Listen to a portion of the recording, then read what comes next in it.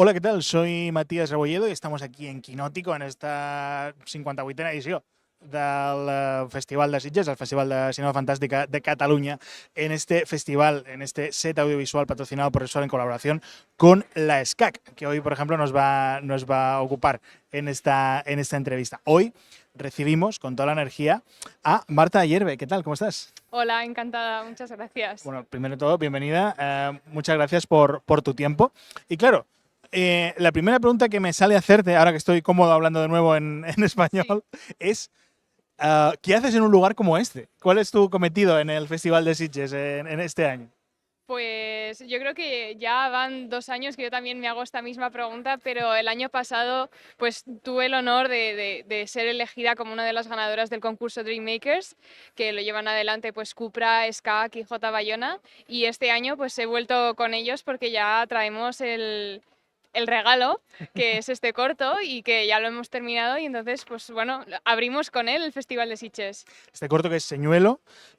Y quería preguntarte, claro, para la gente que se lo encuentre, luego el cortometraje tiene su vida propia, pero quería preguntarte, ¿qué es Señuelo? ¿Qué se va a encontrar la gente que lo haya visto, lo vaya a ver?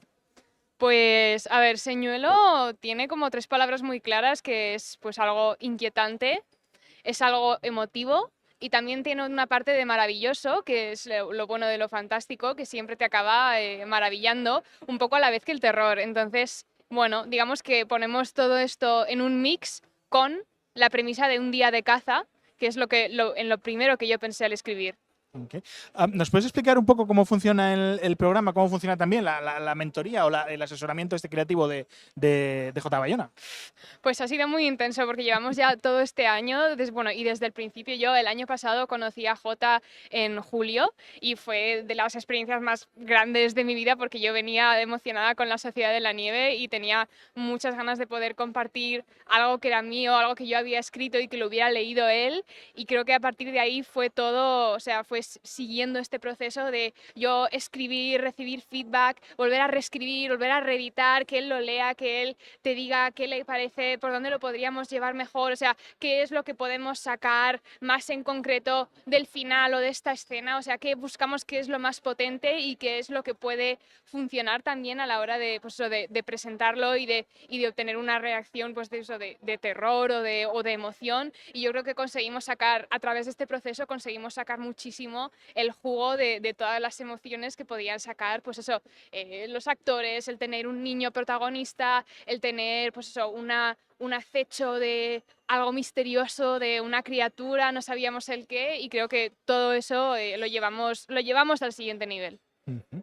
Como directora, como cineasta incipiente, ¿para qué te ha servido más la experiencia? ¿Es una cosa más de callo, por ejemplo, de estar ahí en el rodaje todo el rato, digamos, coger los mecanismos de un rodaje pro? ¿O es una cuestión más creativa de poder buscar espacio, ver también cómo funciona un presupuesto más holgado, tener esa cosa? ¿Para qué te ha servido más? Pues me gusta que hayas mencionado las dos cosas porque este proyecto, o sea, son ambas completamente. Y sobre todo depende de dónde vengas. Y yo recuerdo pues también tener a los compañeros concursantes míos de Dreammakers, que muchos de ellos eran de SCAC o venían de otros países y tenían más experiencia. Y claro, teníamos backgrounds muy distintos en cuanto a lo que habíamos hecho, más experiencia en rodaje o menos, o más experiencia escribiendo. Y por ejemplo, en mi caso, yo tenía más experiencia escribiendo y más experiencia con guiones y lo que supone pues editar un guión o una historia y tal, y menos en rodaje. Entonces, por ejemplo, para mí el aprendizaje en rodaje ha sido pues total, o sea, de 0 a 100, pues eso, con un nivel de exigencia increíble, de estar ahí al pie del cañón y aprender verdaderamente a estar pues mano a mano con el equipo y no tanto desde la distancia diciendo órdenes o qué te parece y tal. Y creo que ahí es donde la mentoría de Jota también ha sido brutal porque digamos, es hands on the job, o sea, estás ahí con las manos en la masa todo el rato, y sobre todo para mí, que a mí me faltaba un poco más eso, o sea, eso me ha parecido brutal. Ujú. A partir de ahora, la pregunta es un poco, ¿y ahora qué? ¿Qué te gustaría? ¿Querrías centrarte en esa faceta más de guión? ¿Querrías seguir dirigiendo? ¿Qué te gustaría a partir de ahora? Pues yo creo que un poco de todo, porque sobre todo necesito una primera premisa para empezar a trabajar, y yo creo que en ese sentido escribir es algo que lo llevo muy adentro y que me gustaría, o sea, me gustan muchas historias que he leído y que no son mías, pero siempre lo que yo escribo o tener esa semilla dentro y poder llevarla a cabo es lo que me gustaría, ¿no? Y poder canalizarlo pues, de la mejor manera posible y con un equipo y tal. Y me gustaría muchísimo, por ejemplo, encontrar a un coescritor o alguien que pudiese, pues eso, que compartiésemos un poco el cerebro y eso para llevarlo adelante. Y luego lo que sí que creo es que en la parte de dirección, o sea, es el mayor trabajo, es donde más tengo que aprender y me gustaría pues eso, volver a lanzarme ahí al ruedo, volver a lanzarme con toda la acción que supone un rodaje, pues eso para seguir un poco también aprendiendo yo quién soy yo como directora de ese sentido. Claro, sobre ese autodescubrimiento, quería preguntarte también sobre esa autoevaluación también. ¿Cómo está el cine ahora mismo? ¿Cómo está la puerta de entrada ahora mismo para una cineasta joven, para una cineasta incipiente? ¿Cómo ves tú la industria? Pues yo, evidentemente, a lo largo de este pasado año y desde que empezó el concurso, ha cambiado mucho mi manera de verlo porque yo entiendo que nuestra generación es distinta y no es lo mismo de tener, pues eso, de estar hace 20 o 30 años y decir que el cine no es una carrera, el cine no es algo viable, sino que tienes que pensar en un trabajo del día a día, algo que sea realista, ¿no? O sea, creo que los tiempos han cambiado y que nos hemos dado cuenta de que el arte es una posibilidad real, podemos vivir de ello, podemos trabajar de ello y es algo que ahora mismo está materializado y lo vemos como una opción y eso ha cambiado, digamos, en los últimos años, ¿no?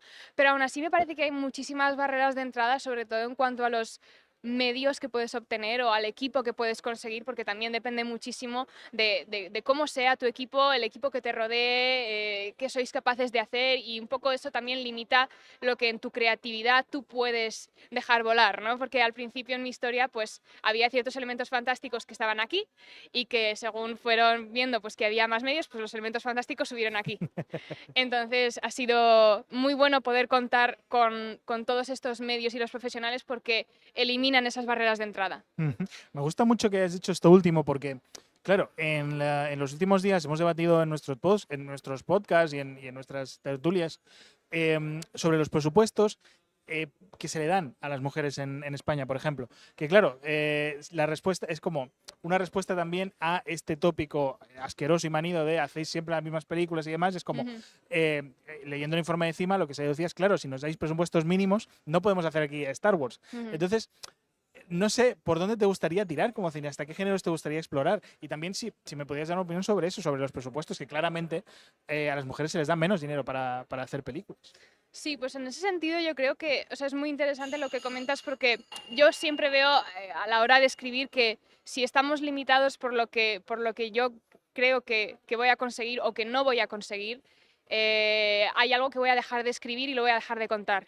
Entonces, en este caso, yo he tenido el regalo de poder contarlo todo al máximo, pero es una oportunidad que creo que no sé si voy a tener siempre. Entonces, por mucho que a mí me gustaría, pues eso, seguir, por ejemplo, con género fantástico, porque a mí me parece que todo lo que sea dramático a nivel humano siempre se puede compaginar con lo fantástico y lo enaltece, digamos, ¿no? O sea, para mí eso sube a otro nivel y por eso me gusta el terror y por eso me gusta la fantasía y creo que las historias que cogen o que beben de estos ciertos elementos, o sea, tienen para mí algo muy especial y yo creo que todo lo que haga va a tener un punto, aunque sea de realismo mágico, va a tener un punto ahí inquietante para contarlo. El que sea eso y que el que sea ese elemento fantástico y cómo se manifieste, pues depende un poco también de cómo lo escriba, de cómo lo plantee yo también a la hora de hacer, por ejemplo, un pitch o de conseguir presupuestos, pero sí, no lo sé. Para mí el elemento fantástico es vital y creo que puede que tenga algo puede que tenga algo de desventaja a la hora de conseguir presupuestos porque sigue teniendo un poco la lacra esta de género B, ¿no? Quiero decir, de que si haces un drama, un dramón, dices, vale, genial, está aquí arriba. Pero el momento en el que le metes algo fantástico quizás ya no es para todos los públicos o quizás se le cierra un poco todas esas puertas, pero desde luego a mí ese es el camino que me gustaría seguir. Quédate conmigo, porfa, para una última pregunta, porque antes de eso vamos a recordaros que las energías de Repsol mueven el Festival de Sitges y por segundo año Repsol está presente aquí, no solo aportando soluciones energéticas, sino pues ofreciendo distintas experiencias para que el público lo pase de miedo. Y eso me viene genial para preguntarte, que es lo que estamos haciendo todo el talento que pasa por aquí, nacional e internacional. ¿Cuál es tu primer recuerdo de miedo, de terror, de horror con el cine? Pues he tenido muchos momentos así porque he pasado muchas noches en vela, sobre todo cuando era más pequeña, y recuerdo que incluso películas que hayan podido ser de animación, como puede ser El viaje de Chihiro, me han marcado muchísimo por elementos fantásticos que no eran para nada como lo que yo había visto hasta entonces, y luego también hasta lo que ahora para mi generación es un clásico como Piratas del Caribe, que tenían en aquel momento eran unos efectos especiales absolutamente brutales, y recuerdo que ver una cara llena de tentáculos fue algo que me impactó de por vida y todavía me sigue impactando. Bueno, Jerry Bruckheimer siempre va a volver ahora a hacer Hit 2, va a producirla, o sea que bueno, esperemos qué tal. Marta, muchísimas gracias por tu tiempo. Muchísimas gracias a ti. Mucha suerte con todo lo que venga. Gracias. Nosotros, ya sabéis, vamos a seguir aquí en Quinótico, en este set audiovisual patrocinado por Repsol en colaboración con la SCAC, en la que os vamos a contar todo lo que de sí la 58a edició del Festival de Sitges. Todo en quinótico.es, la primera con K, la segunda con C.